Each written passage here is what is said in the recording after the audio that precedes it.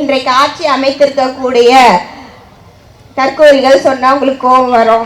சரி, தற்கூரிகள் சொல்லல. இன்றைக்கு ஆட்சி அமைத்திருக்கக்கூடியவர்கள் எடுத்தோடனே சொன்னாங்க ரொம்ப டிரான்ஸ்பரன்சியா இருக்கும், வெள்ளை அறிக்கை தரும் அப்படின்னு சொல்லிட்டு. இதுதான் உங்க டிரான்ஸ்பரன்சியா? ஒரு அமைச்சர் அவர்கள் வெளிநாட்டுக்கு சுற்றுப்பயணம் மேற்கொள்ளும் பொழுது எதற்காக செல்றாங்க அப்படின்றத வெளிப்படை தன்மை கூட இல்லாத அளவுக்கு தான் உங்களோட டிரான்ஸ்பர் இருக்கா அப்படின்றது இந்த இடத்துல நான் ஒரு கேள்வியாவே வைக்கிறேன்.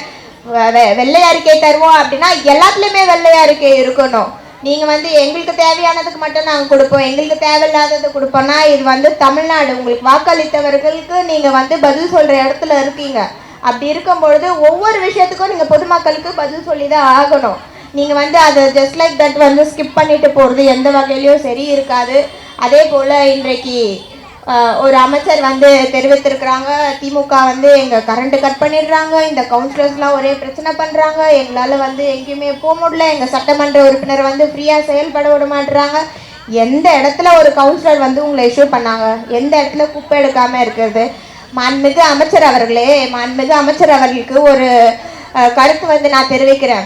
குப்பை எடுக்கிறது கார்பரேஷனோட வேலை. அது எந்த பகுதியில் எடுக்கல, நீங்கள் கார்பரேஷன் கமிஷனருக்கு ஒரு ஃபோன் அடித்தா கூட எடுத்து க்ளீன் பண்ணி கொடுத்துருப்பாங்க. அதே போல் ஈபி துறையை சார்ந்து கார்பரேஷனுக்கே நீங்கள் திருப்பி கம்ப்ளைண்ட் சொல்கிறீங்க. ஈபி துறை உங்களோட அமைச்சர் தான் இருக்கிறாங்க. அப்போ நீங்கள் உங்களோட அமைச்சருக்கு தான் ஃபோன் பண்ணி எதற்காக கரண்ட் கட் ஆகுது, எதனால் இப்படி ஆகுது அப்படின்றத கேட்டிருக்கணும். உள்ளாட்சி அமைப்பில் திராவிட முன்னேற்ற கழகத்தை சார்ந்தவர்கள் இருக்கிறார்கள் என்பதற்காக எல்லாத்துக்குமே உள்ளாட்சி எங்கள் துறை இருக்கோ இல்லையோ. அதே போல இன்றைக்கு நகராட்சி நிர்வாகத்துறை அப்படின்ற துறை யாரிடம் இருக்கிறது அப்படின்றது இங்க இருக்க அனைவருக்குமே தெரியும். அப்படி இருக்கும் பொழுது சென்னை மாநகராட்சி வேற, சென்னை குடிநீர் வாரியம் வேற அப்படின்றது கண்டிப்பா அந்த அமைச்சர் அவர்களுக்கு தெரிஞ்சிருக்கும். அப்படி இருந்தோம் மெட்ரோ துறை சார்ந்து தண்ணி வரல, கார்பரேஷன் ஆக்ஷன் எடுக்க மாட்டேங்குது. மாண்புமிகு அமைச்சர் அவர்களே, மெட்ரோ துறை தனியா அதற்கு என்று ஒரு போர்டு அமைக்கப்பட்டு இருக்கிறது. அதற்காக தனியாக அதிகாரிகள் நியமிக்கப்பட்டு இருக்கிறார்கள்.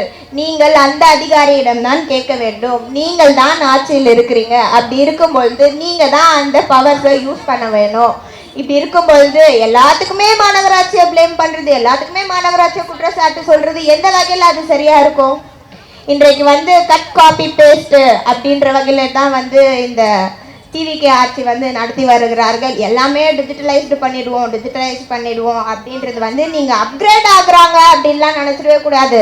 நீங்க சோசியல் மீடியால பார்க்கும்பொழுது அவங்க சொல்லுவாங்க எல்லாமே டிஜிட்டலைஸ்டு அப்படின்வாங்க. டிஜிட்டலைஸ்டுனா ரீல்ஸ் போடுறது, போட்டோ போடுறது, போட்டோ ஷூட் நடத்துறது, இதுதான் அவங்களோட டிஜிட்டலைசேஷன். இன்றைக்கு கூட பார்த்தீங்கன்னா கடந்த 2 நாட்களாக ஒரு செய்தி வருகிறது, ஸ்டார் 3.0 அப்படின்னு சொல்லிட்டு. இது பத்திரப்பதிவுகள் ஆன்லைன்லேயே நம்ம செய்யக்கூடிய ஒரு விஷயம்.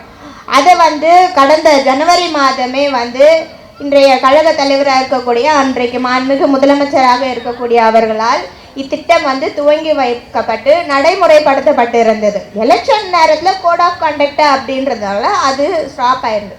மீண்டும் அதே திட்டத்தை கொண்டு என்னமோ இவங்க ஆட்சியில் கொண்டு வந்த மாதிரி அகைன் கட் காப்பி பேஸ்ட் இதை தான் பண்ணுறாங்க.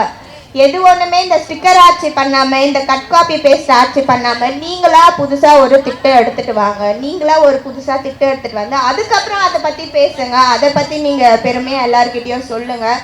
கடந்த ஆட்சியில் பண்ணி எல்லாமே பண்ணி வைப்போமா, இவங்க ரிப்பன் கட் பண்ணிட்டு போவாங்களாம். இது எந்த வகையில் சரி?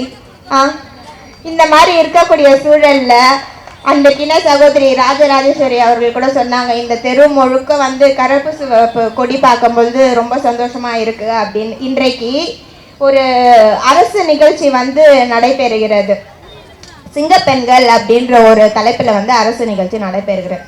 எந்த ஒரு காலகட்டத்திலையும் அரசு நிகழ்ச்சிக்கு கட்சி கொடி போட்டதா சரித்திரமே கிடையாது.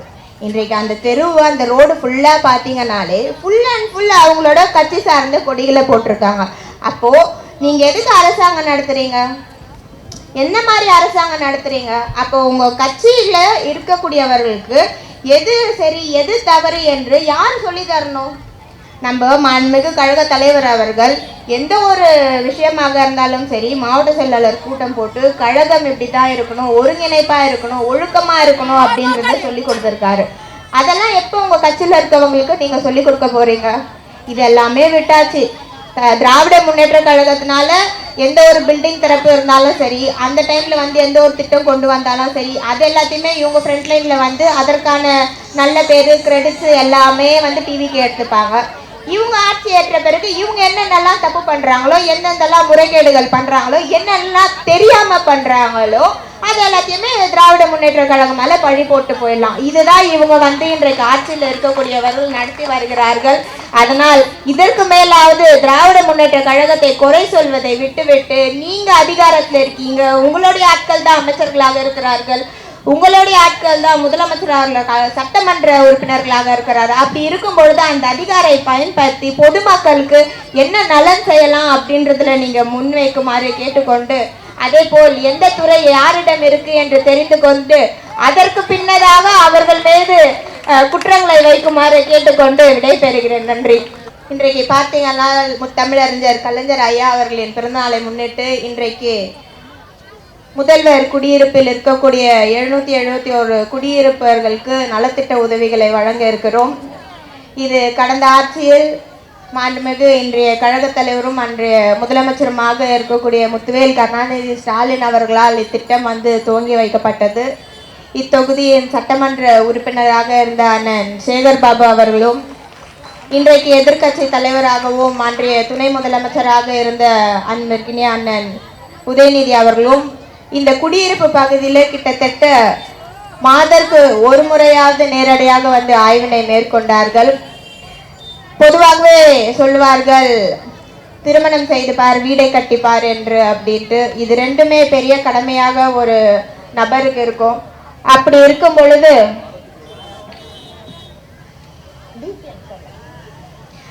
இருக்கும் பொழுது இங்க இருக்கக்கூடிய அனைத்து மக்களுமே துறைமுகம் பகுதியில சாலை ஓரத்துல வீடுகள் இல்லாமல் இருந்தவர்கள். இன்றைய தொகுதியின் சட்டமன்ற உறுப்பினராக இருக்கிறவர் தொடர்ந்து இதற்கான பல்வேறு வகையில் முயற்சிகள் எடுத்து இன்றைக்கு மிக பிரம்மாண்டமான முதல்வர் குடியிருப்பு இன்றைக்கு அமைக்கப்பட்டு அங்கே அனைவருமே வந்து குடியேறி இருக்கிறீங்க.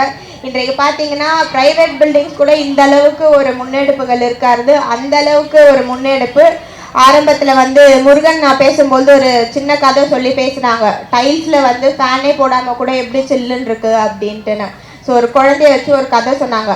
அதில் பார்த்தீங்கன்னா இந்த குடியிருப்பில் இருக்கக்கூடிய ஒவ்வொரு வீடுமே வந்து இப்படி பார்த்து எந்த கல் போடணும், எந்த டைல்ஸ் போடணும், ஷிங்க் எப்படி இருக்கணும், ரூம் எப்படி இருக்கணும், படிக்கட்டு எப்படி இருக்கணும், படிக்கட்டில் இறங்கும்பொழுது குழந்தைகளுக்கு பாதுகாப்பு எப்படி இருக்கணும் அப்படின்னு ஒவ்வொன்றையும் பார்த்து வடிவமைத்தது தான் இன்றைக்கு நம்முடைய சட்டமன்ற உறுப்பினர்கள் அண்ணன் அவர்கள்.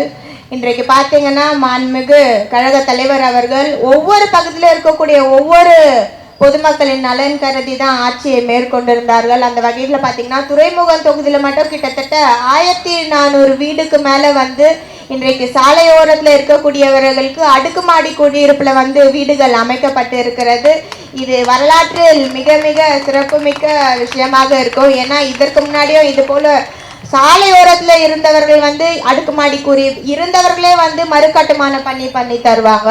இல்லை ஒரு 10 பேர் 20 பேருக்கு வந்து சாலையோரத்தில் இருக்கிறவங்க வந்து மாற்றிடம் பண்ணி தருவாங்க. ஆனால் 1400 நபர்களுக்கு மேலாக வந்து வரலாற்றிலே இதுதான் முதல் முறையாக இந்த மாதிரி ஒரு அடுக்குமாடி கட்டியிருப்பு இருக்கும். அது மட்டும் இல்லாமல் இது ஒரு வீடு அப்படின்ட்டு இல்லாத அந்த வீட்டு குடியிருப்புக்குள்ளேயே கேட்டட் கம்யூனிட்டியில் எந்த அளவுக்கு வசதிகள் இருக்குமோ அதே அளவுக்கு வசதிகள், உள்ளே ஒரு மருத்துவமனை, உள்ளே ஒரு ரேஷன் கடை, உள்ளே ஒரு பூங்கா, உள்ளே ஒரு ஜிம்மு, அதுலேயும் ஆண்களுக்கு தனியாக ஒரு ஜிம்மு, பெண்களுக்கு தனியாக ஒரு ஜிம்மு, இப்படி அனைத்து வசதிகளுமே அனைத்து கட்டமைப்புகளுமே பார்த்து கட்டப்பட்டது தான் உங்களோட குடியிருப்புகள். நிறைய பேர் வந்து அந்த குடியிருப்பு வெளியிலேருந்து பார்க்கும் பொழுதே சொல்லுவாங்க, ரொம்ப அழகாக இருக்கே, இந்த இடத்துல வீடு போனால் நல்லா இருக்குமே அப்படின்ட்டுன்னு. நீங்கள் தனியார் இடத்துலலாம் பார்த்தீங்கன்னா ஃப்ளோர் ஏற அதுக்கு தனி ரேட் ஃபிக்ஸ் பண்ணுவாங்க. 5வது மாடிக்கு மேலெல்லாம் போனீங்கன்னா அதுக்கு தனி ஒரு ஃப்ளோருக்கு ஒரு ரேட்டுன்ற மாதிரி ஃபிக்ஸ் பண்ணுவாங்க. ஆனால் இன்றைக்கு இவ்வளோ பெரிய வசதிகளோட வீடுகள் குடியிருப்புகள் உங்கள் அனைவருக்குமே கடந்த ஆட்சியில் வந்து நம்முடைய கழக தலைவர் அவர்கள் ஏற்பாடு செய்திருக்கிறாரு. அந்த முற்றிலுமாக முன்னேற்பாடு எடுத்தவர் நம்முடைய இத்தொகுதியின் சட்டமன்ற உறுப்பினர் அண்ணன் சேகர் பாபு அவர்கள். இன்றைக்கு முத்தமிழறிஞர் கலைஞர் அவர்களின் பிறந்தநாளை முன்னிட்டு உங்கள் எல்லோருக்குமே வந்து நலத்திட்ட உதவிகள் வந்து வழங்க இருக்கிறோம். இன்றைக்கு ராஜராஜேஸ்வரி அவர்கள் வந்து பேசும்பொழுது சொன்னாங்க, இந்த மாதிரி எத்தனை தொழிலில் வந்து நம்ம வந்து இழப்பீடு இருக்கோம், எவ்வளோ லாஸ் ஆயிருக்கு அப்படின்னு பல்வேறு கம்பெனி நேமெல்லாம் சொல்லி மென்ஷன் பண்ணி பேசினாங்க. ஆனால் அந்த அமைச்சர் வந்து டான்ஸ் மட்டும் ஆடலை, இன்னைக்கு வந்து சுற்றுப்பயணமாக உல்சான் போயிருக்காங்க. எதுக்கு உல்சான் போனாங்கன்றது இது வரைக்கும் யாருக்குமே தெரியாது. ஒரு அமைச்சர் அவர்கள் தொழில் ரீதியாக ஈர்ப்பு எடுக்கிறதுக்காக இல்லை ஏதோ ஒரு இன்வெஸ்ட் பண்ணுறதுக்காக இல்லை நம்ம ஸ்டேட் சார்பாக வந்து வேறு கண்ட்ரியில் நம்ம இன்வெஸ்ட் பண்ணுறோம் அப்படின்னா அதுக்கு முன்னேற்பாடாக என்ன இன்வெஸ்ட் பண்ண போகிறோம், என்ன ப்ராஜெக்ட் எடுத்துகிட்டு வர போகிறோம், எவ்வளோ அமௌண்ட்டில் நம்ம இன்வெஸ்ட் பண்ண போகிறோம் அப்படின்ற எல்லாத்தையுமே ஒரு ப்ரெஸ் நோட்டோ இல்லை எதுவோ பொதுமக்களுக்கு வந்து வெளிப்படைத்தன்மையோடு கொடுத்துட்டு அதுக்கப்புறம் தான் வந்து இந்த மாதிரி ஃபாரின் ட்ரிப்லாமே போவாங்க. ஆனால் அந்த மாதிரி எந்த ஒரு முன்னேற்பாடு வகையிலையும் வந்து ஒரு ப்ரெஸ் ரிலீஸ் வந்து ரிட்டனில் கூட கொடுத்தா மாதிரி தெரியல. சோஷியல் மீடியாவில் எப்பயும் போல் அவங்க ரீல்ஸ் போட்டு ஃபோட்டோ போட்டு தான் இந்த மாதிரி இன்னைக்கு அமைச்சர் அவர்கள் வந்து உல்சான் போயிருக்கிறாங்க அப்படின்றதே வந்து தெரிய வந்திருக்கிறது. இதுவே கடந்த ஆட்சியில் மாண்புமிகு கழக தலைவர் அன்றைய முதலமைச்சராகவே இருந்த பொழுதிலும் பத்திரிகையாளர்களை சந்தித்து ஏர்போர்ட் வெளியில் கழக மூத்த முன்னோடிகளோடு ஒருங்கிணைந்து பத்திரிகையாளர் கேட்கக்கூடிய கேள்விக்கு பதில் அளித்து அதே போல் பயணம் முடிச்சுட்டு திரும்பி வந்தோடனே பத்திரிகையாளர்களை சந்தித்து என்னத்துக்காக போனோம், என்ன பேசணும், என்ன தகவல் சொல்லியிருக்காங்க, என்ன திட்டங்கள் கொண்டு வர போகிறோம், எவ்வளோ நிதி ஒதுக்கியிருக்கோம் அப்படின்றது ஒவ்வொன்று புள்ளி விவரத்தோட பத்திரிகையாளரிடம் தெரியுது. இதுதான் டிரான்ஸ்பரன்சியான ஒரு கவர்மெண்ட்.